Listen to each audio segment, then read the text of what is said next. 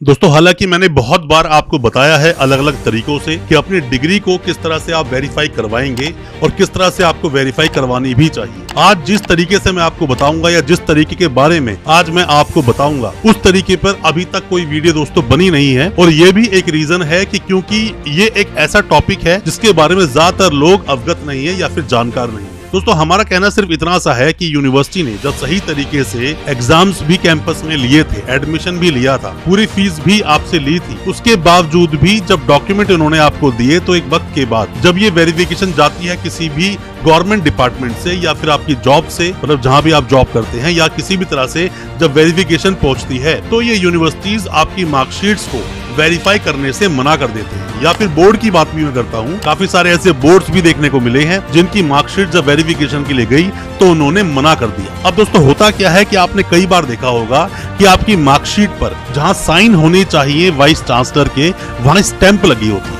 अब आपको आज ही अपनी मार्कशीट में ये चीज देखनी है, वहाँ पर साइन है या स्टैंप लगी हुई है। इससे भी आप अपने डॉक्यूमेंट को वेरीफाई कर सकते हैं। एफएसएल के लिए अपने डॉक्यूमेंट्स को भेजना या फिर अगर केस आपके ऊपर दर्ज हो गया तो उसके बाद भी एफएसएल की मदद आप ले सकते हो डॉक्यूमेंट्स को चेक कराने में। इससे भी आप बच पाओगे। उसके बारे में चर्चा करेंगे आज अपने इस वीडियो के माध्यम से। ज्यादा कुछ जानने के लिए कैसे अपने डॉक्यूमेंट्स को एफएसएल से आप वेरीफाई करा सकते हैं, दोस्तों बने रहिए हमारे इस वीडियो के साथ। नमस्कार दोस्तों, फिर एक बार स्वागत करता हूँ आप सभी का अपने इस यूट्यूब चैनल पर। इसका नाम है यूनिवर्सिटी इंडिया। मेरा नाम है वीरेंद्र। दोस्तों बहुत सारे तरीके मैंने अब तक आपको डिग्री वेरिफिकेशन के बताए। मैंने आपको ये भी बताया कि किसी भी यूनिवर्सिटी पर आप रिट कैसे लगाएंगे। अगर हाई कोर्ट में रिट लगाना चाहते हैं, यूनिवर्सिटी से रिप्लाई आप किस तरह से मंगाएंगे, किस तरह से आप एफआईआर के जरिए भी डॉक्यूमेंट को वेरीफाई करा सकते हैं, और भी बहुत सारे तरीके। खास करके आरटीआई पर तो मैंने बहुत सारी वीडियोस बनाई है। दोस्तों होता क्या है कि मान लीजिए किसी के डॉक्यूमेंट्स वेरिफिकेशन के लिए आए और यूनिवर्सिटी ने डी वेरीफाई कर दिए कि हमारे पास आपका कोई रिकॉर्ड ही नहीं है। अब आप पर कोई एफआईआर हो गई, एफआईआर होने के बाद आपको अरेस्ट कर लिया, या अरेस्ट अगर आपको नहीं भी किया तो वहाँ पर जांच शुरू हो गई। तो जांच शुरू होते ही बस यूनिवर्सिटी का ये बोल देना कि हमारे पास इसका रिकॉर्ड नहीं है, तो क्या सिर्फ इस बोलने भर से ही आपके डॉक्यूमेंट्स को डी वेरीफाई मान लेना चाहिए? दोस्तों आपकी जो मार्कशीट है ना, मार्कशीट पर आप देखोगे वाइस चांसलर और रजिस्ट्रार के साइन होते हैं, या फिर कंट्रोलर के भी साइन होते हैं, जो एग्जाम्स को कंट्रोल करता है उसके साइन भी होते हैं। अब आप ये देखिए कि वहाँ पर स्टैंप लगी है या फिर साइन हुए हैं, क्योंकि अगर साइन हुए हैं तो बिल्कुल आप अपने डॉक्यूमेंट को वेरीफाई करा पाएंगे, आप लड़ पाएंगे यूनिवर्सिटी के साथ। अगर वहाँ पे स्टैंप लगी है तो दोस्तों प्रॉब्लम है, क्योंकि वो एफएसएल में आएगा नहीं और पता चलेगा नहीं डॉक्यूमेंट्स ओरिजिनल हैं या नहीं। कई बार ऐसा देखा गया कि डॉक्यूमेंट बिल्कुल ओरिजिनल थे, आपने डॉक्यूमेंट्स को वेरीफाई मतलब करवाया था, यूनिवर्सिटी आप गए थे, सारे डॉक्यूमेंट यूनिवर्सिटी से लाए थे, आपने जाकर यूनिवर्सिटी को उसकी फीस भी दी थी, वेरीफाई भी करवाया था, उसके बावजूद यूनिवर्सिटी ने आपको मना कर दिया। दोस्तों जब कोई यूनिवर्सिटी आपके डॉक्यूमेंट्स को वेरीफाई करने से मना कर देती है और आप जेल चले जाते हो, तो यहाँ आपके दिल में एक ही बात आती है, अब तो आर या पार, या तो हम मरेंगे या फिर यूनिवर्सिटी को ढंग से मारेंगे। इसमें होता क्या है कि मान लीजिए जब आप पकड़े गए या फेक आपके पास मार्कशीट मिली, अगर आपने किसी भी कंसल्टेंट का नाम ले लिया तो आप खुद फंस गए कि आपने डॉक्यूमेंट गलत तरीके से लिए हैं और आपने फॉर्ज डॉक्यूमेंट्स को, नकली डॉक्यूमेंट्स को जेन्युइन की तरह इस्तेमाल किया है। और अगर आपने सीधा यूनिवर्सिटी का नाम लिया कि हम तो यूनिवर्सिटी गए थे एग्जाम्स देने के लिए, हमने एग्जाम्स दिए थे, यहाँ पर एग्जाम दिए थे, ऐसे ऐसे हमारे एग्जाम्स हुए थे, यूनिवर्सिटी ने ही डॉक्यूमेंट दिए, तो यहाँ पर आप बच जाते हो, क्योंकि आपने यही मानकर डॉक्यूमेंट लगाए कि वो ओरिजिनल हैं और यूनिवर्सिटी ने ही डॉक्यूमेंट दिए, तो आप पर डायरेक्ट रूप से एक्शन नहीं होता और वो सेक्शंस नहीं लगते जो सेक्शंस आप पर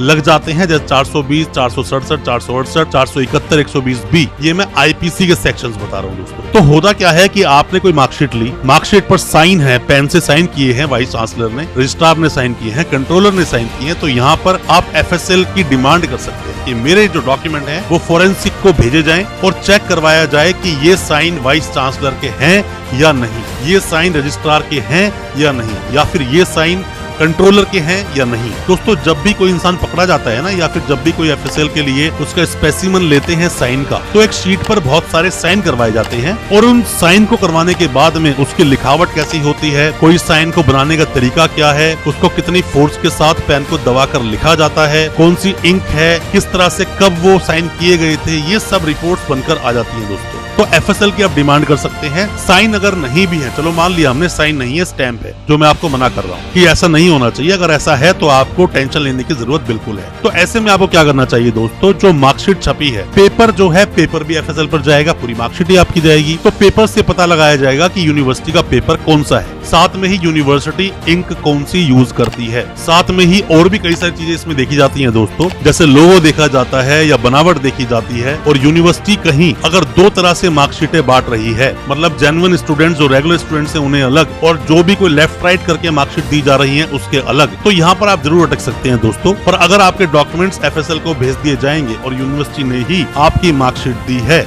तो ऐसे में यूनिवर्सिटी पर 101% एक्शन होगा। आपके डॉक्यूमेंट वेरीफाई नहीं किए जाते हैं, आपको ज्यादातर यूनिवर्सिटी से भगा दिया जाता है, धमकी दी जाती है FIR की। वो सिर्फ इसलिए है क्योंकि आपको अपने अधिकारों के बारे में नहीं पता और आपको ये नहीं पता कि हम डॉक्यूमेंट को किस किस तरीके से वेरीफाई करा सकते हैं। क्योंकि जब भी कोई इंसान यूनिवर्सिटी से लड़ने की सोचता है तो उसका दिमाग में बस एक ही बात आती है, मैं कंप्लेंट कर देता हूँ, मैं पुलिस के पास चले जाता हूँ। जबकि मैंने आपको बताया था आपको रिट लगानी चाहिए हाई कोर्ट में। कोई भी किसी भी तरह की जानकारी लेना चाहते हैं या रिट कैसे लगानी है जानना चाहते हो तो आप दिए गए नंबर पे व्हाट्सएप करो। डॉक्यूमेंट वेरीफाई कराना चाहते हो दिए गए नंबर पे व्हाट्सएप करो। आपके साथ कोई भी समस्या आ रही है डॉक्यूमेंट्स को लेकर, आप कंसल्टेंट हो, आप स्टूडेंट हो, कोई भी हो, कोई भी यूनिवर्सिटी ने आपको परेशान किया है, बोर्ड ने परेशान किया हुआ है, आप दिए गए नंबर पे व्हाट्सएप करेंगे, आपको हो सकता है सॉल्यूशन मिल जाए या फिर हम आपको कोई ना कोई एडवाइस कर देंगे जिसका आप सहारा लेकर अपनी उस प्रॉब्लम से बाहर जरूर निकल सकते हैं। FSL का सहारा लेना चाहिए अगर आप प्रॉब्लम में फंस गए हैं, या उससे पहले और भी बहुत तरीके हैं उनका भी इस्तेमाल आप कर सकते हैं। इस पर FSL पर और डिटेल में अगर आप वीडियो चाहते हैं या रिट कैसे लगाओगे उस पर डिटेल में वीडियो चाहते हैं, कमेंट बॉक्स में कमेंट में जरूर पूछना, अपने सवालों को लिखना। कौन सी यूनिवर्सिटी पर आप FSL चाहते हो, कौन सी यूनिवर्सिटी पर आप रिट लगाना चाहते हो, या कौन सी यूनिवर्सिटी है जो परेशान कर रही है उसके बारे में आप बताएंगे, हम वीडियो लेकर आएंगे और हो सकता है आपके सभी सवालों के जवाब आपको उस वीडियो से हम लोग दे पाए। दोस्तों अच्छा लगा हो आज का वीडियो, हमारे चैनल को सब्सक्राइब करना बिल्कुल ना भूलें। वीडियो को ज्यादा से ज्यादा अपने दोस्तों परिजन परिवार तक शेयर करें ताकि वो भी अपने आप को जानकार बना सके। बहुत बहुत शुक्रिया दोस्तों, धन्यवाद हमारे इस वीडियो के साथ बने रहने।